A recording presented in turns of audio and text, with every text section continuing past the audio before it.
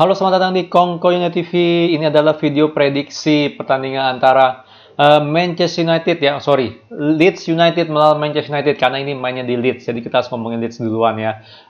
Oke, kita ngomongin tentang injury update dulu ya. Dari Ralf Rangnick bilang sebenarnya Varane sama Cavani belum tahu bisa available atau enggak.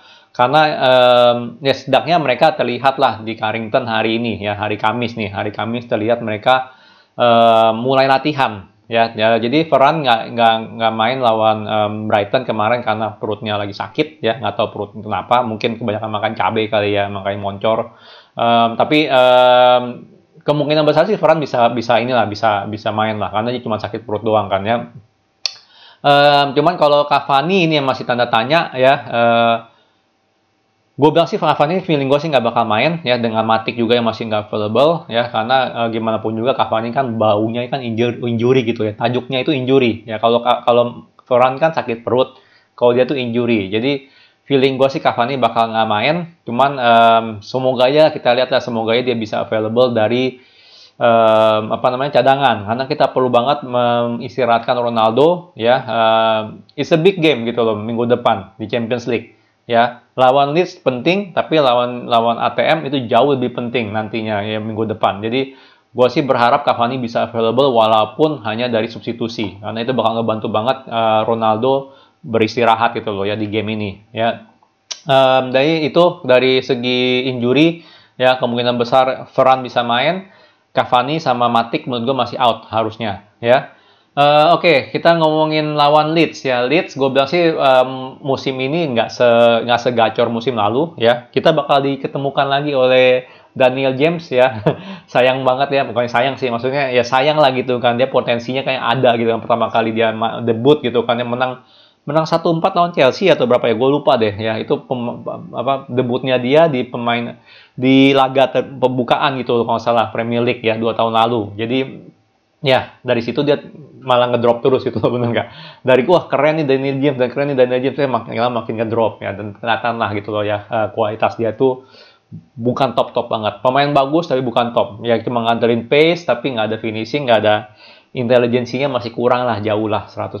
Jadi tapi kita bakal ketemu dia lagi ya, karena dia udah di Leeds dan dia gue lihat sih cukup sering starter ya di Leeds ya. Jadi tapi gimana pun juga Leeds nggak segacor musim lalu ya, tetap aja ada beberapa pemain yang berbahaya ya kan. Jelas Calvin Phillips nggak boleh ditutup sebelah mata, Raphinha, dan juga mungkin Daniel James kali ya. Ya kan, jadi harus hati-hati ya, karena Daniel James gesit loh benar kayak gue yakin kalau misalnya Maguire main juga pasti bisa dilewatin dengan mudah lah dengan pace-nya si Daniel James ya. Gimana pun juga gue tetap optimis untuk game ini ya. Menurut gue ini game walaupun penting, tapi kita ada game jauh lebih penting di minggu depan. Makanya pemilihan pemain yang gue pikir yang harus Rangnick pikirkan adalah gimana dia merotasi pemain-pemain. Ya, terutama untuk Bruno yang udah main 4 game terakhir dia main terus kan, benar nggak main diganti cuma di 10 menit terakhir. Terutama Bruno sih yang paling penting, sama Ronaldo, 2 orang ini harus dirotasi ya, karena mereka sekarang ini nggak ada penggantinya ya. Oke, untuk formasi gue pilih 4-2-3-1 ya. De Gea jadi kiper, di kiri gue taruh Telles, nggak Luke Shaw lagi karena menurut gue Telles harus dapat game time. Lawan Leeds, menurut gue dia masih bisa ya, dan kita istirahatin Luke Shaw aja.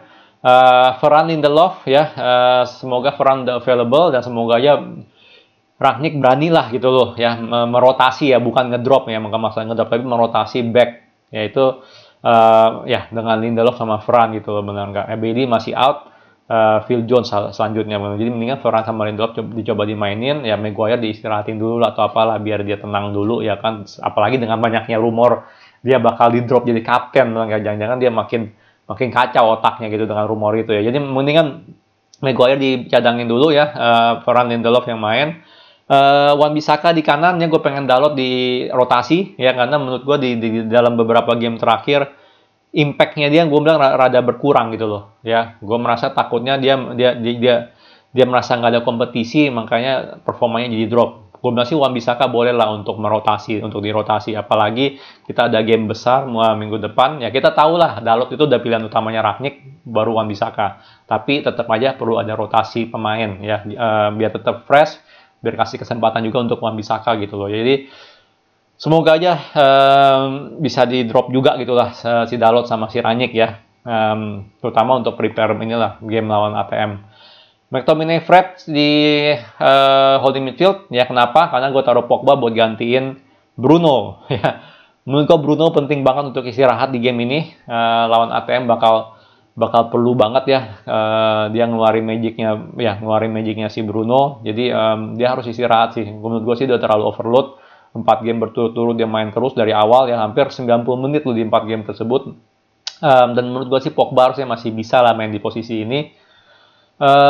Jadi sih gue 100% berharap, bener-bener berharap ya Bruno diistirahatin. Ya menurut gue game lawan ATM itu sangat penting. Walaupun ya momentum kita untuk menang tuh juga penting juga ya, biar menang terus, tapi tetap aja gitu loh ya, kalau Bruno sampai cedera, Bruno sampai nggak perform ya sama aja bohong ya, apalagi lawan ATM, pas lawan ATM. Jadi gue pilih McTominay, Fred di sini, Matic lagi nggak available, Pogba digantiin posisinya Bruno. Ya tapi bisa aja gitu loh, bisa aja nanti misalnya kalau udah ngegolin tuh apa, Pogba diganti Bruno masuk untuk ini untuk main lah gitu loh. Nah, jadi bisa juga seperti itu. Tapi menurut gue kalau untuk starting mendingan Pogba yang dimainin ketimbang Bruno ya di posisi nomor 10. Ya untuk penyerang gue pilih Ronaldo, Rashford sama Elanga. Kenapa nggak Sancho? Sancho juga menurut gue salah satu yang perlu diistirahatkan. Ya karena kita nggak bisa ngelihat Sancho cedera lagi, ya kan, cedera ataupun ini gitu loh, ngerti nggak? Ataupun kecapean gitu pas lawan ATM, ya jangan sampai gitu loh ya. ATM penting banget lah, itu di buku gue penting banget. Walaupun kita punya chance untuk juara nggak gede ya kan, tapi tetap ada ya, walaupun cuma di 10%, 20%, 5%, selama kita masih di kompetisi itu kita masih ada chance untuk juara ya. Lawan di Champions League masih ada chance untuk juara walaupun nggak besar. Jadi menurut gue sih harus diistirahatkan Sancho juga ya. Rashford boleh main lagi, Elanga boleh main. Dan Ronaldo nggak ada pilihan ya, feeling gue Cavani masih out, tapi semoga aja bisa main lah dari cadangan itu ya, jadi biar Ronaldo bisa istirahat nantinya ya. Jadi pilihan pemain gue ini benar-benar berdasarkan 100% untuk preparation ya, persiapan lawan ATM nanti hari Rabu atau hari Kamis, Kamis pagi ya, biar kita masih ada inilah gitu, biar kita masih ada bisa dapat poin sih. Gue sih berharap kita langsung bisa menang gitu loh di situ gitu, bener nggak? Ya biar kita udah mulai safe dulu gitu loh posisinya, jangan sampai kita ninggalin di leg kedua gitu baru lolos gitu kan ya, jangan sampai seperti itu sih ya, karena itu bebannya gede banget.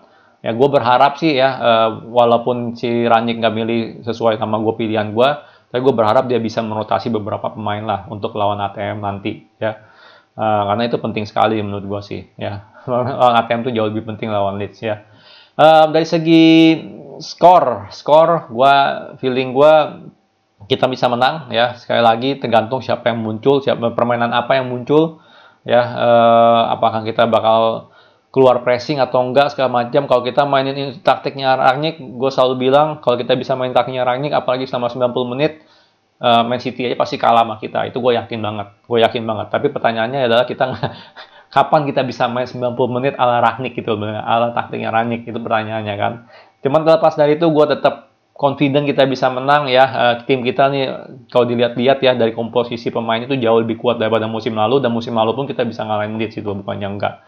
Yang pernah ngebantai juga lagi Leeds sebenarnya. Jadi Leeds permainannya harus selalu terbuka ya. Gue bilang sih kita bisa menang 2-0 sih bisa ya, 0-2 lah kita menang 0-2 ya, clean sheet semoga, tapi gue yakin kita bisa nyetak 2 gol lah lawan Leeds ya. Itu prediksi gue. Gimana prediksi kalian? Coba tulis ya di komen ya. Apakah kita menang, seri, atau kalah nih ya. Kemarin-kemarin kan sering tuh pada ngomong tuh, wah kalah lagi nih, wah paling seri ya kan. Ternyata menang kan lawan Brighton kan. Jadi harus positif dikit ya. Coba di komen deh, menurut kalian, feeling kalian gimana nih lawan Leeds ya. Gue sih tetap optimis gitu aja sih ya. Lawan Leeds gue tetap optimis. Apalagi mereka main sangat terbuka sih di belakang ya.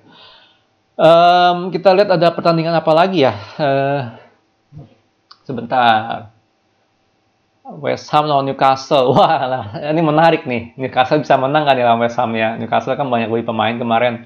Dan menurut gue sih itu langkah yang tepat untuk Newcastle ya. Karena percuma juga. Dia kalau mau beli pemain top, bayar gajinya mau berapa mahal. Nggak masuk akal. Yang pentingnya dia perbaiki pelan-pelan timnya sih.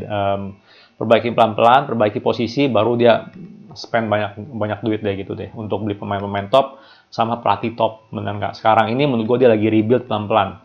Ya, which is nggak jelek gitu loh, dia dapetin Trippier, bener nggak? Ya kan, nggak jelek gitu loh, sama sekali nggak jelek gitu loh.